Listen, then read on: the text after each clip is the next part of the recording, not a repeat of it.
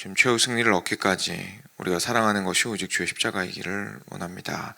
비록 그 십자가가 참 사람의 눈에 보기에는 너무나 초라하고 비참하고 끔찍하고 그리고 험한 것이어서 참 보고만 있어도 힘든 것이나 그곳이 우리를 사랑하신 그 사랑이 드러난 자리였으며 그것이 참으로 생명이 우리에게 주어진 생명의 자리였음을 기억함으로 그 십자가를 계속해서 바라보기를 원합니다. 하나님, 이 아침에도 주님의 십자가를 기억합니다. 주께서 베풀어 주신 그 사랑과 놀라운 은혜를 기억합니다.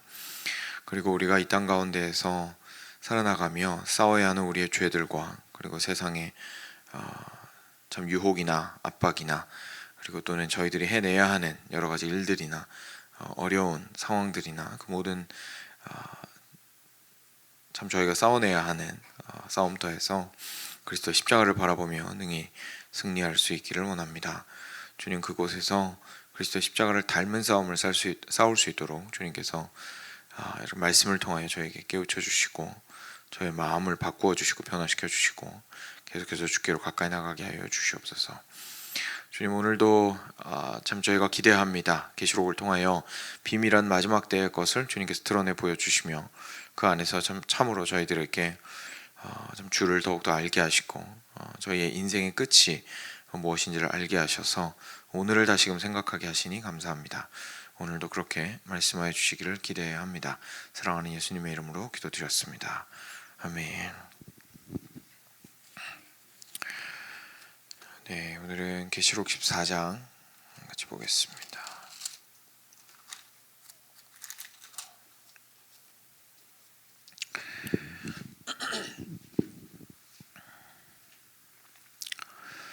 네, 1절부터 13절까지 같이 보겠습니다. 제가 먼저 한 절 읽겠습니다.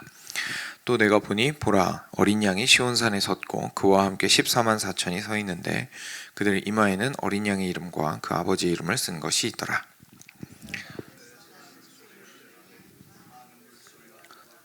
큰 우레소리와도 같은데 내가 들은 소리는 검은 고 타는 자들이 그 검은 고를 타는 것 같더라. 그들이 보좌 앞과 네 생물과 장로들 앞에서 새 노래를 부르니 땅에서 속량함을 받은 14만 4천 밖에는 능히 이 노래를 배울 자가 없더라. 이 사람들은 여자와 더불어 더럽히지 아니하고 순결한 자라. 어린 양이 어디로 인도하든지 따라가는 자며 사람 가운데에서 속량함을 받아 처음 익은 열매로 하나님과 어린 양에게 속한 자들이니 그 입에 거짓말이 없고 흠이 없는 자들이더라. 또 보니 다른 천사가 공중에 날아가는데 땅에 거주하는 자들 곧 모든 민족과 족족 방언과 백성에게 전할 영원한 복음을 가졌더라. 그가 큰 음성으로 이르되 하나님을 두려워하며 그에게 영광을 돌리라. 이는 그의 심판의 시간이 이르렀음이니 하늘과 땅과 바다와 물들의 근원을 만드신 이를 경배하라 하더라. 또 다른 천사 곧 둘째가 그 뒤를 따라 말하되 무너졌도다 무너졌도다 큰 성 바벨론이여 모든 나라에게 그의 음행으로 말미암아 진노의 포도주를 먹이던 자로다 하더라. 또 다른 천사 곧 셋째가 그 뒤를 따라 큰 음성으로 이르되 만일 누구든지 짐승과 그의 우상에게 경배하고 이마에나 손에 표를 받으면 그도 하나님의 진노의 포도주를 마시리니 그 진노의 잔에 섞인 것이 없이 부은 포도주라. 거룩한 천사들 앞과 어린 양 앞에서 불과 유황으로 고난을 받으리니 그 고난의 연기가 세세토록 올라가리로다. 짐승과 그의 우상에게 경배하고 그의 이름표를 받는 자는 누구든지 밤낮 쉼을 얻지 못하리라 하더라. 성도들의 인내가 여기 있나니 그들은 하나님의 계명과 예수에 대한 믿음을 지키는 자니라. 네, 함께 읽겠습니다. 또 내가 들으니 하늘에서 음성이 나서 이르되 기록하라. 지금 이후로 주 안에서 죽는 자들은 복이 있도다 하시고 성령이 이르시되 그러하다. 그들이 수고를 그치고 쉬리니 이는 그들의 행한 일이 따름이라 하시더라. 아멘. 네. 바다죠. 바다에서 나온 짐승과 그리고 땅에서 나온 짐승, 이 용으로부터 나와서 사람들을 미혹하게 하는 내용을 13장에서 저희가 함께 보았었고요. 이제 14장에서는 이어서 또 조금 다른 장면, 그렇지만 연결된 내용을 보게 됩니다. 또 내가 보니, 오늘 첫째 절입니다. 내가 보니 보라, 어린 양이 시온산에 섰고 그와 함께 14만 4천이 서 있는데 그들의 이마에는 어린 양의 이름과 아버지의 이름을 쓴 것이 있더라. 네. 그래서 사실 14장 방금 읽었던 1절부터 13절 말씀은 이제까지 저희가 앞에서 보았던 4장이나 5장이나 7장이나 막 이런 곳에 있었던 내용들이랑 어떻게 보면 다시 반복되는 부분들이 있습니다. 그래서 크게 어렵지 않으실 텐데 이제 드디어 어린 양이 다시 등장을 했죠. 그래서 시온산에 서셨고, 그리고 그와 함께 14만 4천, 다시 말해서 온전히 하나님께서 택하신 그 백성들의 수, 교회라고 저희가 말하는 성도의 수가 거기에 있었습니다. 그래서 그때도 말씀드렸지만 14만 4천은 이제 144는 12 곱하기 12고 거기에다 1000을 곱한 것이어서 완전한 수를 의미합니다. 하나님의 백성에. 그래서 그 사람들이 함께 예수님과 서 있었습니다. 그들의 이마에는 어린 양의 이름과 아버지의 이름이 있었죠. 그래서 예수 그리스도의 이름과 그리고 하나님 아버지의 이름이 그 이마에 인쳐져 있었습니다. 바로 앞에서 저희가 무슨 이야기를 보았기 때문에 이 말씀이 다시 한번 저희들을 생각하게 하죠. 13장에서 보았듯이 용이 보낸 땅과 바다에서 나온 짐승을 따르는 이들은 짐승의 표를 받은 사람들이었습니다. 근데 그것과 반대로 그들이 짐승에게 속하였다, 나는 이 약한 자에게 속하였다 라고 드러내기 위해서 짐승의 표를 받았다면, 저희는 반대로 그리스도께 속한 자다라는 것을 드러내기 위해서 그들의 이마에 어린 양의 이름과 아버지의 이름이 인쳐졌다는 이야기를 해주시고 있습니다. 그래서 내가 하늘에서 나는 소리를 들으니 많은 물소리와도 같고 큰 우레소리와도 같은데 내가 들은 소리는 검은 고 타는 자들이 그 검은 고를 타는 것 같더라. 예전에 5장인 것 같은데 5장인가 거기에서도 수많은 백성들이 하나님을 찬양하는 장면들에서 많은 물소리라는 표현이 있었죠. 그래서 저희가 엄청나게 많은, 정말 나야가라 폭포와 같이 한꺼번에 물이 어마어마하게 떨어지는 저희가 소리를 듣게 됩니다. 3절입니다. 그들이 보좌 앞과 내 생물과 장로들 앞에서 새 노래를 부르니 땅에서 속량함을 받은 14만 4천 밖에는 능히 이 노래를 배울 자가 없더라. 이제 감격스러운 장면이 펼쳐지는데 이 사람들이 모두들 함께 새 노래를 부르기 시작했던 겁니다. 근데 이 새 노래가 참 특별한 것이 이 땅에서, 여기에서 예수 그리스도로 말미암아 속량함을 받은 그 온전한 수 14만 4천 외에는 이 노래를 배울 자가 없더라. 거기에서 하나님을 그렇게 동일하게 찬양할 자가 없더라 라고 이야기해주고 있습니다. 그렇죠. 왜냐하면 구원을 받고 주님 곁에 간 사람들만이 주를 찬양할 수 있기 때문에 그렇습니다. 일반적으로 새 노래는 그 전쟁에서 승리한 이후에 부르는 노래들에 이런 표현들이 사용이 되었습니다. 그러니까 단순하게 예전에 부른 적이 없는 노래라는 뜻의 새 노래라기보다 그것보다 더 나아가서 승리의 노래, 그리고 모두가 함께 찬양하기 위한 노래라는 것이 바로 새 노래에 담겨있는 뜻입니다. 그런 찬양을 하나님의 백성들이 마지막 때에 주를 향해서 드디어 하게 되는 것을 보게 되죠. 이 사람들은 여자와 더불어 더럽히지 아니하고 순결한 자라, 어린 양이 어디로 인도하든지 따라가는 자며 사람 가운데에서 속량함을 받아 처음 익은 열매로 하나님과 어린 양에게 속한 자들이니 그 입에 거짓말이 없고 흠이 없는 자들이더라. 거기서 함께 찬양하고 있는 사람들의 특징을 우리한테 이야기를 해줍니다. 이 사람들은 여자와 더불어 더럽히지 아니하고 순결한 자라고 되어 있는데요. 이거는 이제 이스라엘이 그 당시에 전쟁을 하러 나갈 때 그 전에 그 성적인 순결을 지켰어야 했습니다. 이거를 하나님 앞에서 싸우는 거룩한 전쟁이라는 것을 의미하기 위해서 그 전쟁터에 나가기 전에 군인들이 정절을 지키고 그 다음에 이제 나갔었거든요.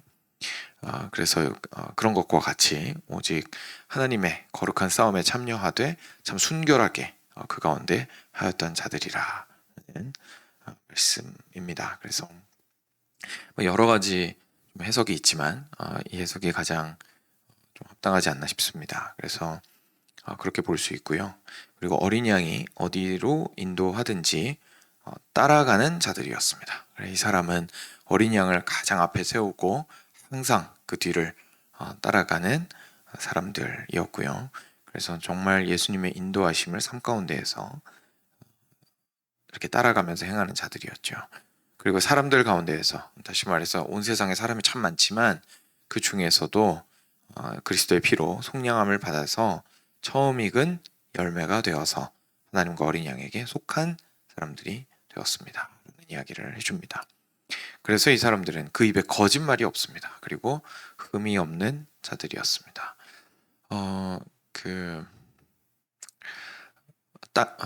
갑자기 바다에서 나온 짐승과 땅에서 나온 짐승을 통해서 나왔던 말들이랑은 참 많이 다르죠. 기억하시겠지만 땅에서 나온 짐승은 순결한 양의 모양을 하고는 있었지만, 두 뿔을 가진 양의 모양을 하고는 있었지만 입에서 나오는 말은 용의 말이었습니다. 근데 우리 예수님께서는 그리고 예수님께 속한 사람들은 참된 말을 하고 그리고 흠이 없이 자기 스스로를 지키는 자들이었다는 이야기를 해주시고 있습니다. 여기 나오는 방금 읽었던 내용들이요, 저희가 그리스도인을 묘사하는 것으로서 어쩌면 생소하지 않아서, 그죠? 뭐 사실 당연히 아는 것들이잖아요. 그래서 뭐 그냥 그런가 보다 라고 생각할 수 있지만 가만 생각해 보시면 사실 굉장히 놀라운 증언들이죠. 왜냐하면 성경은요, 각 권이 다른 시대에 다른 사람에 의해서 쓰여졌습니다. 그죠? 각 권이 다른 시대 다른 사람에 의해서 쓰여졌고, 심지어 언어도 세 가지 다른 언어로 쓰여졌습니다. 근데 굉장히 일관된 주제들이 계속해서 등장을 하면서 한 권의 책을 이루고 있죠. 그 중에서 가장 중요한 것이 어쩌면 방금 저희가 읽었던 이런 내용일 겁니다. 저희가 그리스도인이 된다는 것의 의미, 저희가 그리스도인이 된다는 것의 의미가 그냥 단순하게 어떤 몇몇 사람들이 그냥 한 권의 책 두껍게 써가지고 한두 사람이 써서 이렇게 던진 것이 아니라, 정말 하나님께서 실제로 그렇게 그 일들을 해오셨기 때문에 이런 말을 할 수가 있는 거죠. 정말로 우리가 누구냐라고 물었을 때 어린 양과 하나님의 이름을 이마에 받은 자들로서 우리가 마지막 때에는 온전히 주를 찬양하게 될 것인데, 우리는 이 길을 걸어가는 그 길이 결국은 어린 양의 길을 따라가는 것이고, 그리고 순전하고 순결한 자로서 그 인생에서의 인생길을 걸어가는 자들이다 라는 것들에 대해서 다시 한번 참 큰 의미를 가지고 생각하게 되는 것 같습니다. 그래서 저의 삶을 충분히 돌아볼 수 있게 만들죠. 과연 나는 어떠한 사람인가 라는 생각을 하게 만듭니다. 그렇지만 어디까지나 이 모든 것들이 예수님에 의해서, 어린 양에 의해서 성취된다는 사실을 저희가 기억하고 참 온전히 주님께서 나를 속량해 주신 것을 크게 기뻐했으면 좋겠습니다. 그래서 이때의 찬양이 오늘의 찬양이 되어야겠죠. 6절입니다. 또 보니 다른 천사가 공중에 날아가는데 땅에 거주하는 자들 곧 모든 민족과 종족과 방언과 백성에게 전할 영원한 복음을 가졌더라. 그가 큰 음성으로 이르되 하나님을 두려워하며 그에게 영광을 돌리라. 이는 그의 심판의 시간이 이르렀음이니 하늘과 땅과 바다와 물들의 근원을 만드신 이를 경배하라 하더라. 그래서 이제 천사가 셋이 날아가면서 이야기를 하는 장면이 또 등장을 하는데요. 첫 번째 천사가 공중에서 날아가면서 모든 사람들에게 이제 영원한 좋은 소식을 전하게 됩니다. 영원한 좋은 소식이라는 것은 저희가 보통 복음 이렇게 하면 개인적으로 내가 구원받은 것에 대해서만 생각할 때가 참 많이 있는데, 여기 보시면 그가 무슨 얘기를 하냐면 큰 음성으로 이르되 하나님을 두려워하며 그에게 영광을 돌리라 라고 이야기하고 심판의 시간이 이르렀습니다. 그러니까 이 분을 경배하라 라고 말합니다. 심판은요, 말 그대로 심판이라는 표현 자체가 보여주는 것처럼 옳고 그름을, 선과 악을, 좋고 나쁨을, 그리고 하나님의 뜻을 따랐음을 따르지 않았음을 판단하고 분별하는 때는 맞습니다. 그런데 왜 그렇게 하시냐면, 그거보다 더 큰 의미가 있죠. 왜 그렇게 하시냐면 하나님이 왕이시기 때문입니다. 그래서 이 땅 가운데 온전히 하나님께서 왕으로서 완벽하게 좌정하시는 때가 바로 심판의 때입니다. 그렇게 생각을 하면 저희가 심판만 생각하면 두려울 수밖에 없죠. 심지어 무죄라는 걸 알고 있어도 뭐 어딘지 모르게 두렵잖아요. 저희가 잘못한 거 없어도 경찰차 앞을 지나가면 괜히 뒤통수가 간지러운 것처럼 그럴 수 있잖아요. 그런데 심판의 포인트가 있는 것이 아니고요. 그 심판을 행하시는 이유가 하나님의 나라를 이 땅 가운데 당신이 왕이 되셔서 온전히 이루시는 때이기 때문에 그렇습니다. 그래서 지금 계속해서 하나님의 백성들을 훈련시켜 나가시고 이끌어 나가시고 그리고 아직 그 수에 차지 않은 사람들을 불러들이고 계시는 중이고 그리고 마지막 때 주님의 계획의 끝에 모든 이들이 구원을 받게 될 때에 오셔서 심판을 하심으로 당신의 나라를 어떻게 보면 끝내시는 것이 아니라 새롭게 시작하시는 것이 바로 마지막 때입니다. 그렇기 때문에 그런 측면에서 보면 이건 영원한 복음이죠. 정말 영원한 복음이죠. 이 땅 가운데 악은 사라지고 죄도 사라지고 우리를 괴롭히던 것들은 사라지고 이제 온전히 선하고 선하신 하나님께서 다스리시는 나라가 올 것이다 라는 사실이기 때문에 복음일 겁니다. 두 번째 천사는 그 뒤를 따라서 이렇게 말했습니다.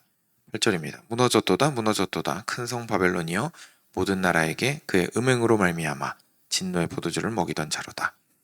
방금 말씀드린 것처럼 그 마지막 때에는 하나님 나라가 온전히 임하면 결국은 바벨론으로 대표되는 또는 앞에 다른 장들에서 나왔던 애굽이나 그런 나라들로 대표되는 곳들이 이제 무너지게 된다라는 이야기들을 해주시고 있으면서 그 다음에 뭐라고 하시냐면 모든 나라에게 그의 음행으로 말미암아 진노의 포도주를 먹이던 자더라. 그러니까 그 음행을 혼자서만 하는 것이 아니라 모두에게 이렇게 함께 행하게 함으로써 이게 단순하게 그냥 육신적 음행을 말하는 게 아니죠. 영적인 의미에서 모든 하나님께 등지게 만들고 우리의 유일한 남편 되신 하나님을 배신하게 만드는 모든 죄악들을 음행이라고 표현을 합니다. 그래서 그런 음행을 하게 만들었던 바벨론이 무너지게 될 것입니다 라고 노래하고 있습니다. 그래서 세 번째는 그 뒤를 따라 큰 음성으로 이르면서 9절에 만일 누구든지 짐승과 그의 우상에게 경배하고 이마에나 손에 표를 받으면 그도 하나님의 진노의 포도주를 마시리니 그 진노의 잔에 섞인 것이 없이 부은 포도주라. 거룩한 천사들 앞과 어린 양 앞에서 불과 유황으로 고난을 받으리니 그 고난의 연기가 세세토록 올라가리로다. 짐승과 그의 우상에게 경배하고 그의 이름표를 받는 자는 누구든지 밤낮 쉼을 얻지 못하리라. 그래서 지옥의 이미지를 굉장히 강렬하게 보여주고 있으십니다. 진노의 포도주라고 표현하시고 있죠. 근데 거기에 섞인 것이 없다고 얘기하십니다. 그러니까 굉장히 진한 정말 순도 100%의 포도주를 쫙 짜내면 새까만 색깔이 나오잖아요. 빨간색이 아니라 뭐 포도마다 좀 다를 수는 있겠지만 굉장히 짙고 붉은 그 거의 검붉은 그 포도주를 생각나게 만드는 하나님의 진노가 그들 위에 하나도 남김없이 부어지게 될 것이다 라는 이야기를 해주시고 있습니다. 그리고 이것이 단지 그 용과 그리고 그 짐승을 따르는 짐승에게만 부어지는 것이 아니라 그들을 따르고 그리고 그들의 표를 받은 이들이 함께 그렇게 될 것이다 라고 이야기하십니다.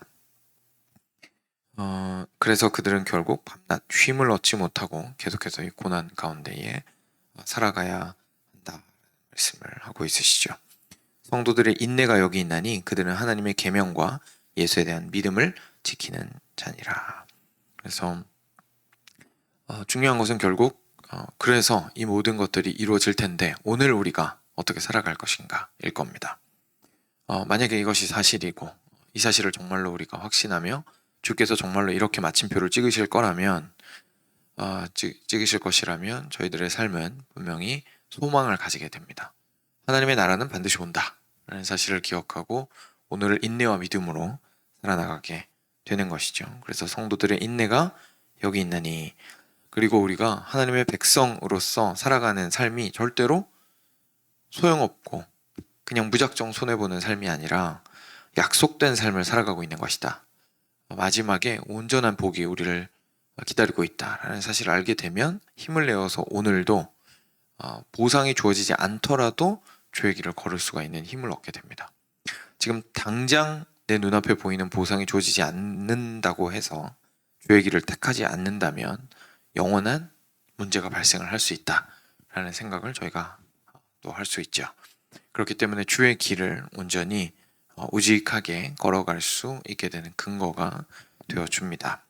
그래서 여기서 성도들의 인내가 여기 있나니 다음에 그들은 하나님의 계명과 예수에 대한 믿음을 지키는 자니라 라고 이야기하시고 있습니다. 그래서 이 땅 가운데에서 이 마지막 때에 소망을 가지는 이들만이 온전히 지금 당장 그때그때 오는 상황과 일들로 인해서 일희일비하지 않고 좋은 거 갑자기 딱 떨어지면 갑자기 좋아하고 힘든 일 생기면 또 거기서 아유 내 인생이 왜 이러나 이러면서 무너지고 이제 일희일비하지 않고 영원한 가치와 그때 만나게 될 기쁨을 기억하며 오늘을 지키며 믿음을 지키며 걸어가는 것이 우리의 삶일 겁니다. 그리고 나서 저희들에게 더 크게 참 위로를 주시는 것은 13절 말씀이죠. 또 내가 들으니 하늘에서 음성이 나서 이르되 기록하라 지금 이후로 주 안에서 죽는 자들은 복이 있도다 하심에 성령이 이르시되 그러하다 그들이 수고를 그치고 쉬리니 이는 그들의 행한 일이 따름이라 하시더라.